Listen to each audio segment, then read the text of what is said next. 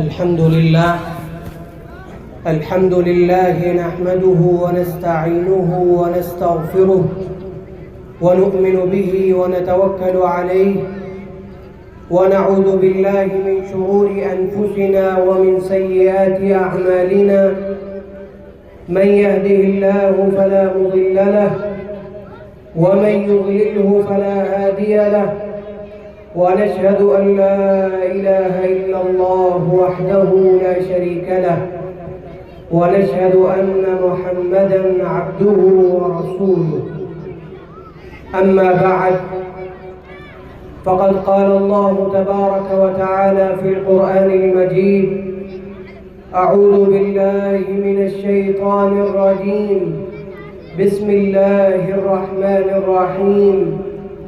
قل إن كنتم تحبون الله فاتبعوني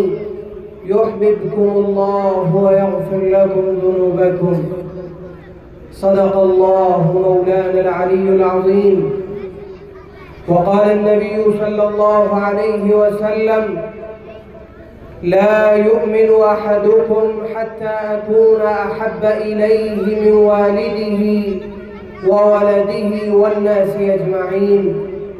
أو كما قال عليه الصلاة والسلام۔ میرے محترم بزرگوں اور دوستوں، اس اجتماع کے اندر میں نے آپ کے سامنے قرآن کریم کی ایک چھوٹی سی آیت تلاوت کی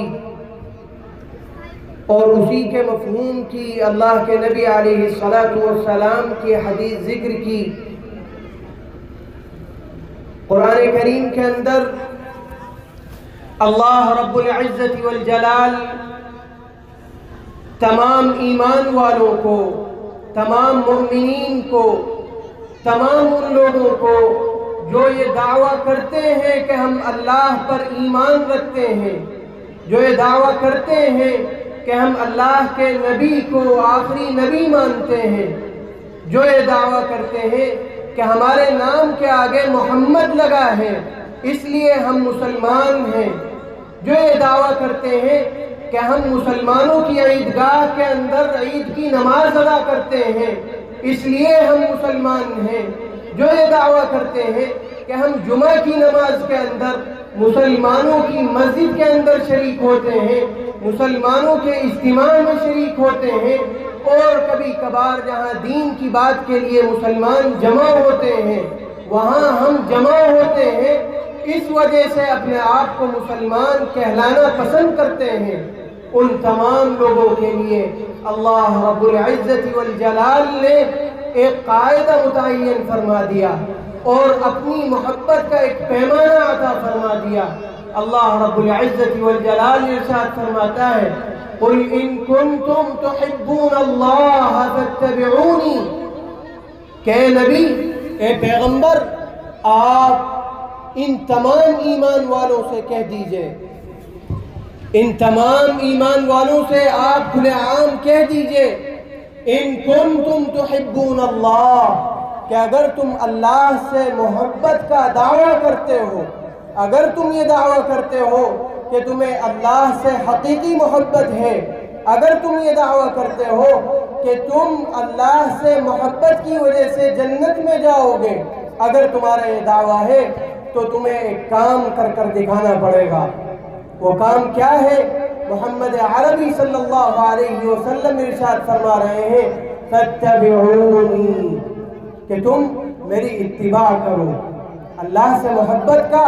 اگر دعویٰ کر رہے ہو تو اس کے لیے ایک شرط ہے کہ میری محبت اور میری اتباع تمہارے اندر ہونی چاہیے۔ یحببکم اللہ ویغفر لکم ذنوبکم، اور جب تم میری اتباع کرنے لگو گے، تمہارے اندر میرے اسوے پر تم عمل کرنے لگو گے تو اس کے نتیجے میں کیا ہوگا؟ یحببکم اللہ، اللہ تم سے محبت کرنے لگے گا، ویغفر لکم ذنوبکم، اور جب اللہ محبت کرتا ہے تو اس کے نتیجے میں کیا ہوتا ہے کہ اللہ رب العزت والجلال اپنے محبوب بندوں کے گناہوں کو معاف فرما دیتا ہے۔ اللہ رب العزت والجلال گناہوں کو معاف فرما دے گا، لیکن اس کے لیے شرط یہ ہے میرے محترم بزرگوں دوستو کہ اللہ کے نبی علیہ السلام کی حقیقی معنوں میں اتباع کرنی ہوگی۔ پوری زندگی کے اندر اللہ کے نبی علیہ السلام جس طرح سے باپ تھے اس طرح سے اتباع کرنی ہوگی، جس طرح سے آپ کی گھریلو زندگی تھی، آپ شوہر کس طرح کے تھے اس طرح سے آپ کی اتباع کرنی ہوگی۔ آپ عبادات کے اندر کیسے تھے، نماز کس طرح پڑھا کرتے تھے، اس میں اللہ کے نبی علیہ السلام کی اتباع کرنی ہوگی۔ آپ علیہ السلام تجارت کے لیے جاتے تھے تو وہاں پر کیا کام کرتے تھے، کس طرح سے تجارت کرتے تھے، اس میں اللہ کے نبی علیہ السلام کی اتباع کرنی ہوگی، کامل اتباع کرنی ہوگی۔ اس کے بعد پھر اللہ رب العزت والجلال کی طرف سے آپ کو محبوبیت کا پروانہ عطا کر دیا جائے گا اور آپ کے گناہوں کو معاف کر دیا جائے گا، اور اللہ رب العزت والجلال آپ کو اپنے مقرب بندوں میں شامل فرما لے گا۔ میرے محترم بزرگوں دوستو، یہی کامل اتباع تھی، یہی اللہ کے نبی علیہ السلام کا طریقہ تھا جس پر چل کر صحابہ اکرام رضوان اللہ علیہم اجمعین نے ان کامیابیوں کو پایا جس کا تذکرہ تاریخ کی کتابوں میں ہمیں ملتا ہے۔ وہی صحابہ اکرام جو اسلام کے آنے سے پہلے عرب کے اندر بکریاں چرایا کرتے تھے، وہی عمر ابن الخطاب جو مکہ المکرمہ کے اندر اسلام لانے سے پہلے بکریاں چرایا کرتے تھے، اتنا حقیر اور معمولی کام کرتے تھے، وہی عمر ابن الخطاب ہے کہ جب اسلام لائے اور پھر اللہ کے نبی علیہ السلام کے طریقے کو اپنایا، آپ کی مکمل طور پر اتباع کی، آپ کے غلام بنے، تو اللہ رب العزت والجلال نے 12 لاکھ مربع میل کا انہیں حاکم بنا دیا۔ کیا اللہ وہ نہیں ہے؟ کیا اللہ کی کتاب وہ نہیں ہے؟ کیا اللہ کے نبی کا طریقہ وہ نہیں ہے؟ تمام چیزیں ہم مسلمانوں کے پاس موجود ہیں، صرف نہیں ہے تو ایک چیز نہیں ہے کہ ہم ان پر عمل نہیں کرتے، ہم قرآن پر عمل نہیں کرتے۔ پہلی بات تو یہ کہ اکثریت کو پڑھنا نہیں آتا، جن کو پڑھنا آتا ہے وہ عمل کرنے کی کوشش نہیں کرتے، جس کا خمیازہ یہ ہے کہ آج مسلمانوں کو ہندوستان کے اندر اچھوت بنا کر رکھ دیا گیا ہے، اور جو ہندوستان کی سب سے بیکورڈ اور سب سے زیادہ نچلی قوم سمجھی جاتی ہے، جسے کہیں شیڈیول کاسٹ کہا جاتا ہے اور کہیں پر چمار کہا جاتا ہے، مسلمانوں کی حیثیت اس سے بھی زیادہ بدتر ہو گئی۔ یہ ہمارے اپنے کرتوت ہیں، ہمارے اپنے کام ہیں، کیوں ہم اتنی نچلی سطح پر گرے؟ اللہ رب العزت والجلال نے ہمیں سب سے زیادہ مکرم بنایا، سب سے زیادہ عزت والا بنایا، لیکن اس کے باوجود مسلمانوں نے پستی اختیار کی، مسلمان اللہ کی کتاب سے دور ہوئے، اللہ کے نبی علیہ السلام کے طریقے سے، آپ کی سنت سے دور ہوئے۔ میرے محترم بزرگوں دوستو، ابھی بھی بعض جگہ دیکھا جاتا ہے کہ عبادت کے اندر اور عبادات کے مسائل میں تو یہ ہوتا ہے کہ بعض لوگ اللہ کے نبی کے طریقے کی اتباع کرتے ہیں اور اس پر چلتے ہیں، نمازوں میں اتباع کرتے ہیں اور ذکر و اذکار میں اتباع کرتے ہیں، لیکن جہاں بات آتی ہے گھریلو مسائل کی، جہاں پر بات آتی ہے زندگی گزارنے کی، جہاں پر بات آتی ہے معاشرت کی، وہاں پر کلی طور پر مسلمان اللہ کے نبی علیہ السلام کے طریقے کو بھولا ہوا ہے۔ ایک چھوٹی سی مثال لے لیجئے، مسلمانوں کے اندر شادیوں کا رواج دیکھیے، کس طرح رسم و رواج کے ساتھ مسلمان شادیاں کرتے ہیں۔ میرے محترم بزرگوں دوستو، یہ چیز ہم لوگوں کے اندر غیر مسلموں کے ساتھ رہتے رہتے ایسی سرایت کر گئی ہے کہ بالکل ہمارا طریقہ غیر مسلموں والا ہو گیا ہے۔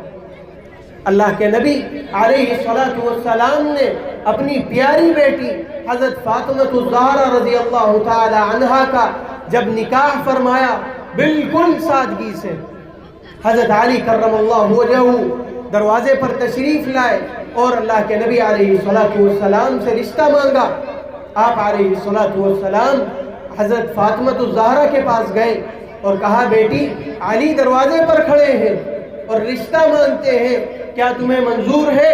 تمہاری شادی علی کے ساتھ کر دی جائے؟ حضرت فاطمہ الزہرا کی طرف سے اس بات میں جواب ملنے کے بعد اللہ کے نبی علیہ السلام واپس تشریف لاتے ہیں اور حضرت علی رضی اللہ تعالی عنہ سے پوچھتے ہیں کہ کیا تمہارے پاس کوئی چیز ہے مہر دینے کے لیے؟ مہر کہاں سے دو گے؟ حضرت علی رضی اللہ تعالی عنہ کہتے ہیں کہ ایک زرہ ہے، اس کے علاوہ کوئی چیز نہیں ہے۔ اللہ کے نبی علیہ السلام حضرت بلال کو حکم دیتے ہیں کہ زرہ علی کی لے جاؤ اور بازار میں بیچ دو۔